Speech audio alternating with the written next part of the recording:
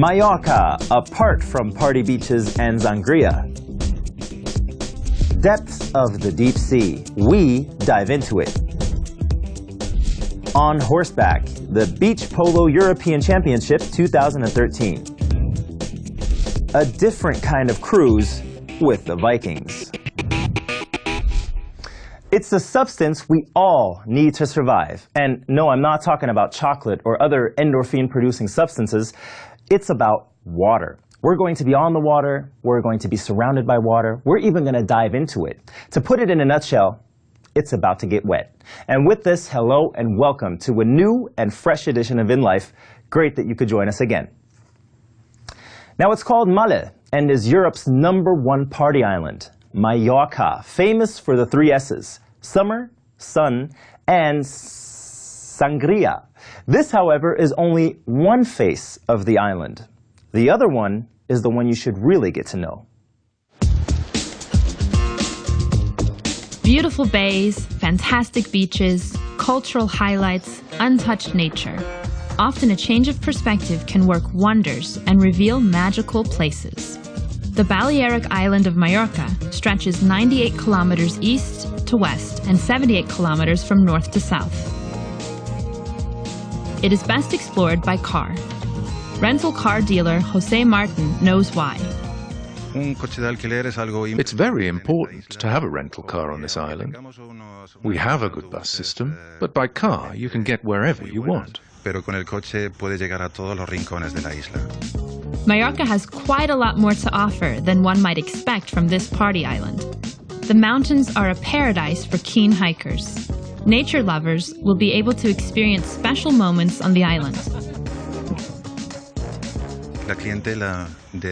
From the age of 40, customers often favor nature, mountains, forests, and quaint villages. Younger people like to spend time by the sea and are looking for remote beaches. This, the largest of the Balearic Islands, offers something for all tastes.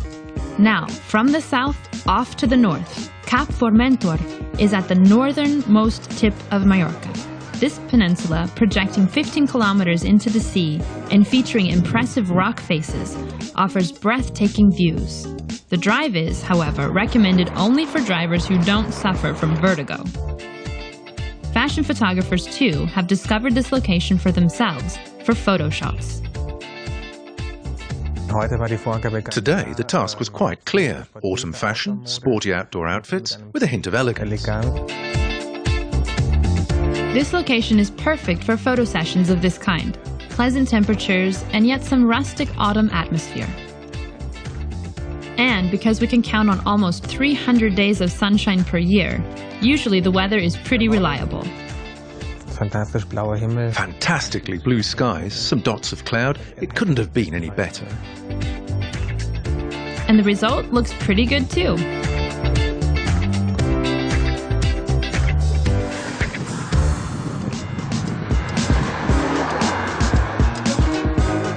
It takes an hour to drive back across the island from the northern tip to the capital, Palma de Mallorca.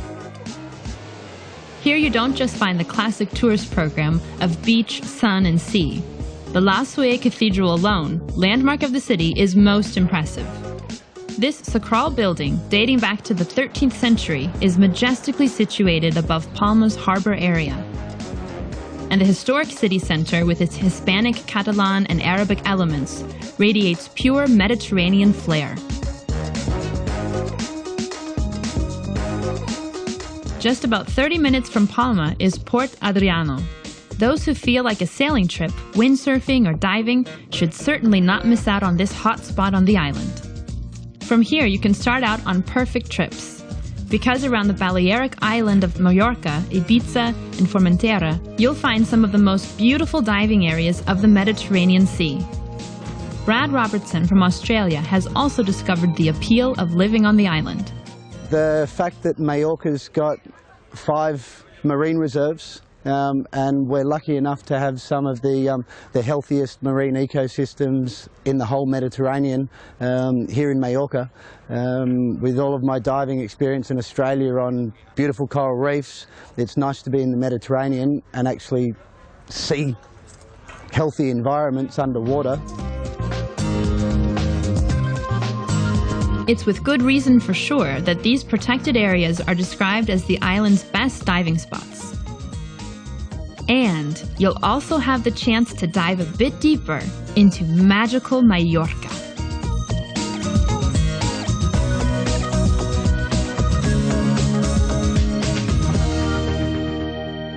Diving is absolutely fascinating, but not only the seas and oceans invite to go for a dive. Lakes, for instance, offer great diving grounds as well. Clear water, silence, and the apparently weightless feel attract many, especially beginners. Now we're going to show you how to avoid a rapture of the deep, also known as nitrogen narcosis. Better take a look. Weissensee Lake in Carinthia is one of the most beautiful diving areas in the Austrian Alpine region. And Tom would like to explore the territory. His appetite for adventure is certainly whetted. I'd really like to try out diving. I've always wanted to know what's going on under the water surface. And he will be shown by Alfred, who's been a diving instructor for no fewer than 26 years. For him, Weissensee Lake is one of the top diving areas. This is pure nature. You find many fish, untouched nature, and great visibility in the water. This is certainly why Weissensee Lake is one of Austria's most beautiful lakes. You need all this gear for a professional dive. Beginners will at least need a mask, snorkel, and fins. If you want, then also a suit, jacket, and regulator, requiring an investment of at least 1,000 euros. Tom is now introduced to the equipment. Oxygen supply is essential for diving. Here you have to make sure that the two elements, regulator and octopus, are always guided over the right shoulder. And with the diving computer, we can check the pressure in the bottle. In addition, Tom gets information about outside temperature, diving depth, and time. But now, it's time to undress, please. First of all, Tom must squeeze himself into some underwear. But this is not enough. The second layer is the dry suit. This is particularly necessary for diving in cold water. You're in a closed system. No water directly touches your skin. This means that you can stay a lot longer in the water. In order to be able to descend properly, Tom needs a weight belt. The air in the suit creates buoyancy in the water, which must be counteracted with some lead weights. Finally, Tom is ready to dive. How does he feel? A little tight and uncomfy, but I believe that once we're in the water, it'll be different. I hope a little bit more comfortable. It's all a bit heavy and very hot. Tom is now perfectly equipped. But before the first dive, our beginner is given some professional introduction to the basics. Lesson 1. Find the regulator, which might get lost. Lesson 2. Floating weightless underwater, experts call it buoyancy control.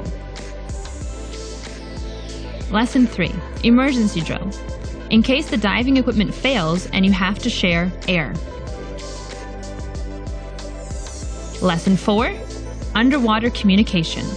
There is a sign language to communicate that everything is okay, something is wrong, or that you want to come up or go down, or that there's an emergency. I'm now really curious to see what happens now out in the wild. Whether I'll meet some lake monsters, but I think it'll be quite relaxed. Let's see.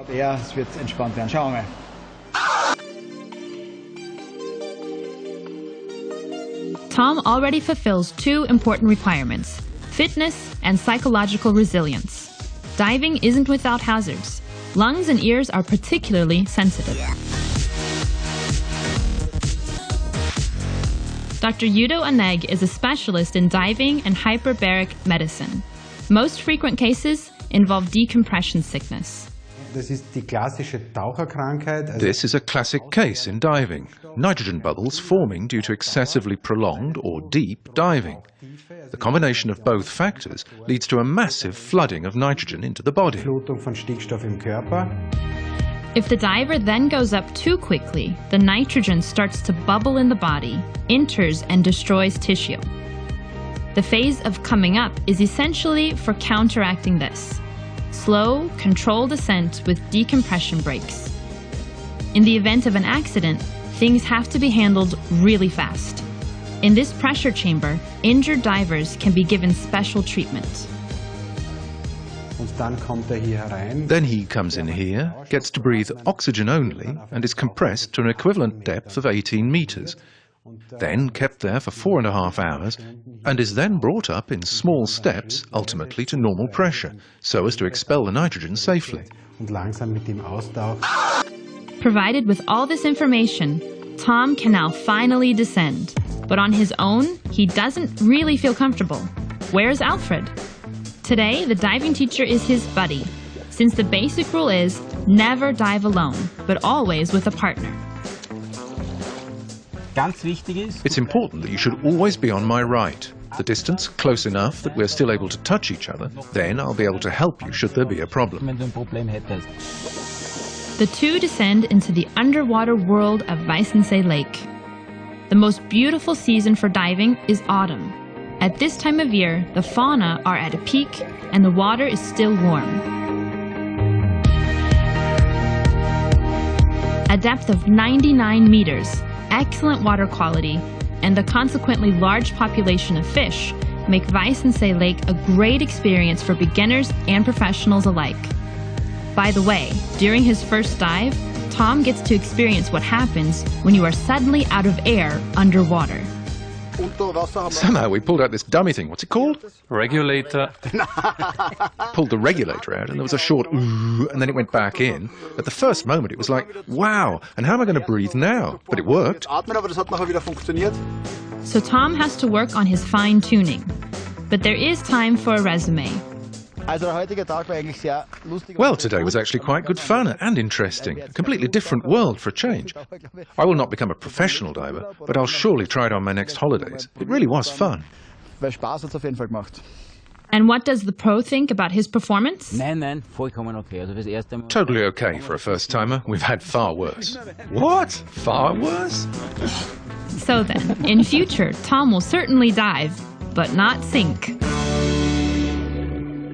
Our next report keeps us aside, but not in the water, because we were at the first Beach Polo European Championship in Lignano at the Adriatic Sea. Now, if you're thinking about an elite game with ladies wearing fancy hats, you're so wrong. Because it's all about beach, summer, and the sea. And most of all, it's about a lot of action. Most people would travel to the sunny Adriatic coast to have fun in the sea. But at the end of September, already the off-season, Lignano was the venue for the first European Beach Polo Championship. 2 Swiss teams, 1 Austrian team, and 1 Italian team competed in the championship. France and Germany were watching from the grandstands. What exactly is the attraction of playing polo on the beach?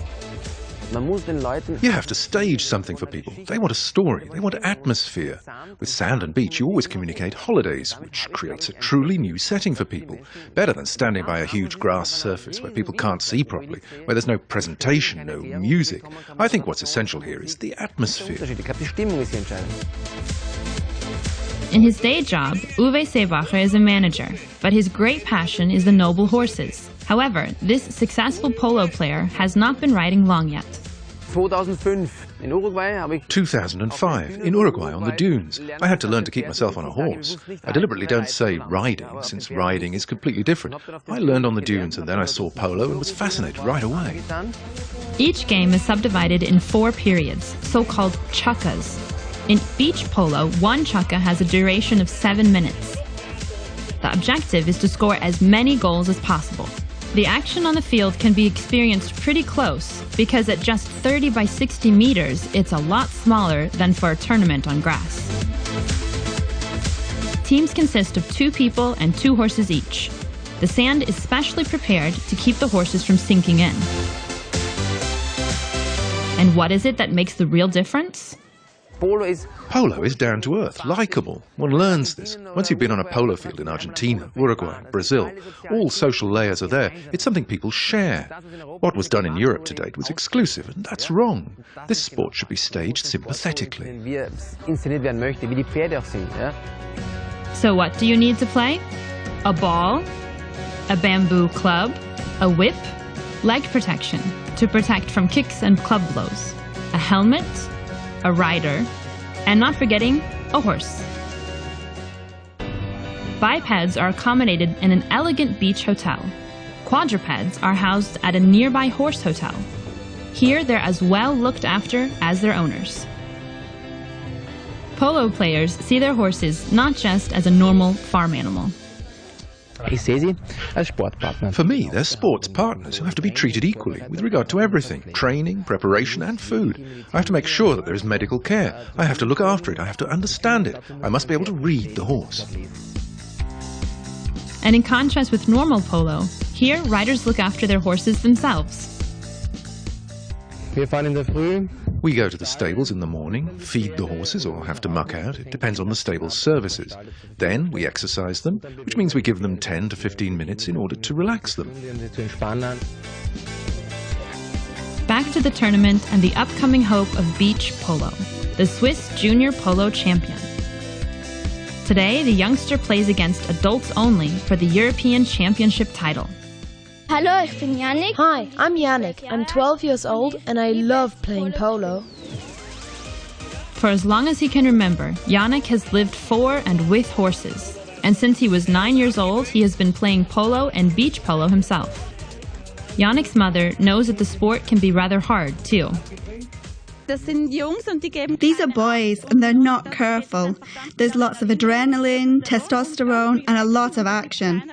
No one really looks after a little boy, as you're able to see, but he copes quite well. Despite being almost too anxious, Michaela supports her son and practices daily with him. On one thing, all players definitely agree. The real VIPs are the horses. Beach polo originated in India. Because there, the game is played in the evening and the sun is rather low, after each goal, sides are swapped in order to give each team the same chance. In equally sunny Lignano, Yannick and his teammate Reto compete against the other Swiss team in the European Championship final. Ultimately, despite giving his all, in the end, the other team wins. Es ist gut. It's okay. I'm happy. I'm proud of myself. And despite being impressed, for Yannick's mother, one thing's for sure. Well, my son's runner-up in the European Championships, but still, he has to go to school tomorrow. In any case, the victory of the first European Championship goes to Switzerland. That's the new champion here, European champion.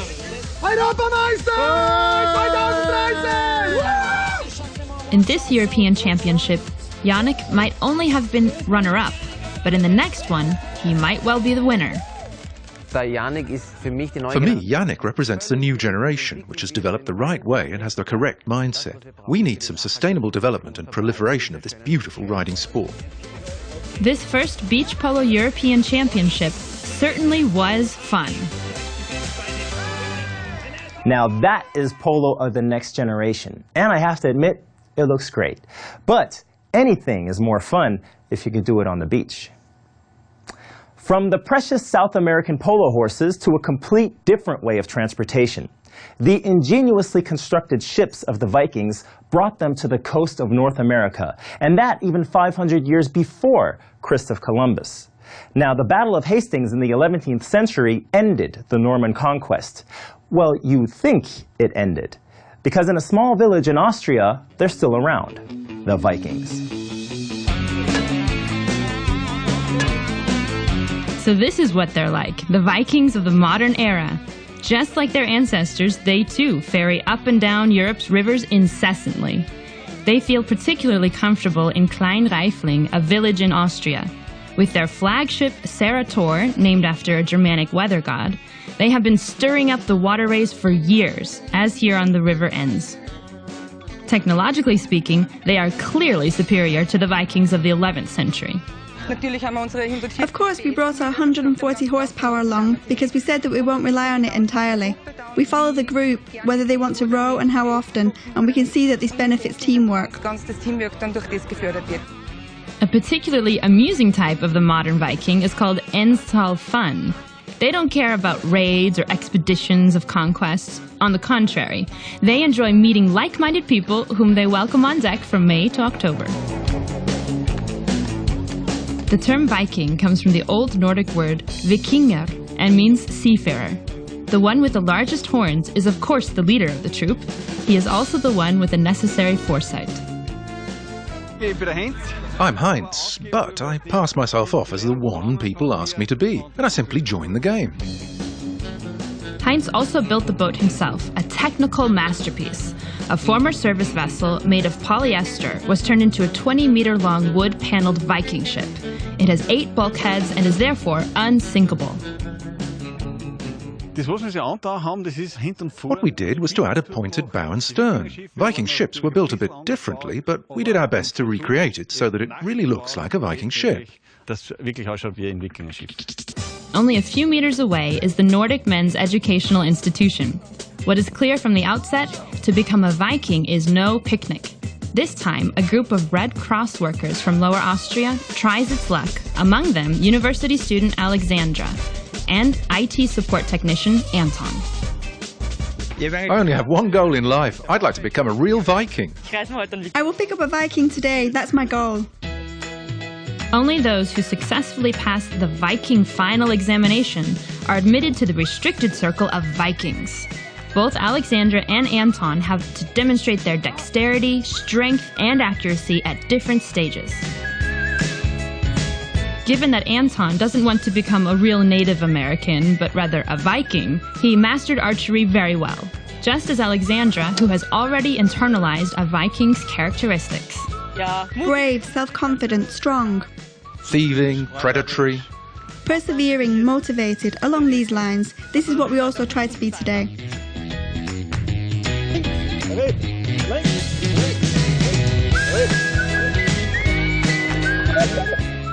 Whilst Alexandra hits the nail straight on the head, it's clear to Anton he is not going to build any ships. The Viking final examination also assesses the prospective Nordic men's specialized knowledge. History lessons are definitely the most challenging part, no matter whether their famous ancestors had horns on their helmets or not. I think they wore them with horns. Depending on their length, the Viking rose in the hierarchy. Their chief had the longest horns. I've no idea why, but I think with horns, at least the chief. Did the others also have horns? This question is Alexandra's and Anton's downfall. Real Vikings, in fact, wore their helmets without horns. This means they have to resit the exam. They did perfectly well with the exam specially geared to them. All's well that ends well. Now Alexandra and Anton are real Vikings too. You feel completely different, much braver and self-assured. Now I tend to immerse myself more in a situation. I have so much more energy. It's cool, but I haven't found a Viking. I'm a little disappointed. Dear Alexandra, things can't always revolve around love.